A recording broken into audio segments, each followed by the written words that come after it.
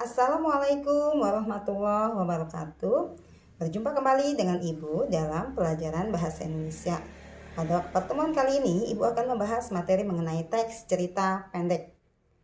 Kompetensi dasar yaitu adalah mengidentifikasi unsur-unsur pembangun pada teks cerita pendek, baik yang didengar maupun yang dibaca. Di mana tujuan dari pembelajaran pada kali ini adalah yang pertama, siswa diharapkan mampu memahami pengertian dan tujuan dari teks cerita pendek. Yang kedua, siswa diharapkan mampu mengidentifikasi ciri-ciri pada teks cerita pendek. Dan yang ketiga, siswa mampu menyimpulkan unsur-unsur pembangun pada teks cerita pendek. Baiklah, kita mulai materi ini. Teks cerita pendek itu merupakan bagian teks narasi, di mana teks narasi itu adalah teks yang menceritakan suatu kejadian yang bersifat imajiner maupun faktual. Jadi ceritanya itu bisa diambil berdasarkan kenyataan maupun hasil imajinasi atau hayalan. Di mana cerpen itu sendiri merupakan cerita yang hanya habis dalam satu kali duduk, di mana katanya itu kurang lebih 10.000 kata.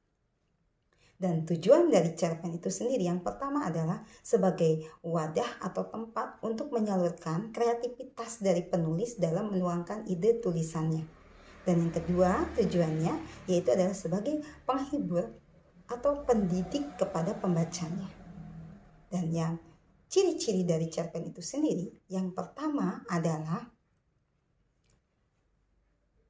jumlah karangannya itu terbatas, maksimal itu adalah 10 halaman atau 10.000 kata. Kenapa terbatas? Karena cerpen itu hanya habis dalam satu kali duduk. Yang kedua cirinya, tokohnya tidak banyak, tokohnya sederhana karena hanya terfokus kepada tokoh yang sedang diceritakan.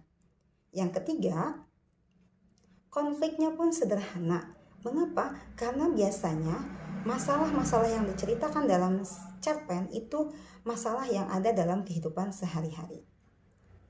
Dan ciri yang keempat, cerpen itu karakter atau penokohan dalam ceritanya itu tidak diceritakan secara rinci. Nah, itu adalah ciri dari teks cerpen. Kemudian, unsur-unsur pembangun pada teks cerita pendek itu terbagi dua. Yang pertama adalah unsur intrinsik. Unsur intrinsik itu adalah unsur yang membangun karya sastra dari dalam. Di antaranya, yang pertama adalah tema. Tema itu adalah pokok permasalahan dalam sebuah cerita dan sifatnya sangat general atau umum. Biasanya tema itu yang akan menjadi inti dari cerita tersebut. Seperti misalkan temanya tentang persahabatan, percintaan, ya, seperti itu. Itu temanya. Kemudian yang kedua itu adalah tokoh. Tokoh itu adalah pelaku dalam sebuah cerita, di mana tokoh itu terbagi ke dalam tiga. Ada tokoh protagonis, ada tokoh antagonis, dan ada tokoh tritagonis. Tokoh antagonis itu adalah tokoh yang memiliki perilaku yang jahat. Sedangkan tokoh protagonis itu adalah tokoh yang memiliki perilaku yang baik. Sedangkan kalau tokoh tritagonis itu adalah tokoh tambahan, biasanya dia yang akan membantu menyelesaikan permasalahan yang terjadi di antara tokoh tersebut. Kemudian yang ketiga, alur cerita, di mana alur itu adalah rangkaian peristiwa dalam sebuah cerita. Di mana alur itu terbagi ke dalam tiga. Yang pertama adalah alur maju, menceritakan dari awal sampai akhir. Yang kedua, alur mundur itu menceritakan kejadian masa lalu. Dan yang ketiga adalah alur campuran, di mana ceritanya dari awal dia bercerita, kemudian dia menceritakan masa lalunya, dan kemudian balik lagi ke cerita awal. Kemudian yang keempat adalah latar atau setting, di mana terbagi ke dalam tiga, ada latar waktu, latar tempat, dan latar suasana. Yang ini yang akan menghidupkan cerita tersebut. Kemudian yang kelima itu adalah sudut pandang atau point of view, di mana sudut pandang itu adalah posisi pencerita dalam sebuah cerita. Dibagi ke dalam tiga. Yang pertama adalah sudut pandang akuan, di mana menggunakan kata ganti orang pertama. Jadi menceritakan tentang dirinya sendiri. Biasanya menggunakan kata aku, saya. Kemudian yang kedua, sudut pandang diaan. Ini menceritakan orang lain. Biasanya menggunakan kata ganti orang ketiga. Dia, mereka. Dan yang ketiga adalah sudut pandang akuan dan diaan. Jadi kadang-kadang dia bercerita tentang dirinya sendiri, kadang-kadang dia menceritakan orang lain. Kemudian yang keenam itu adalah gaya bahasa.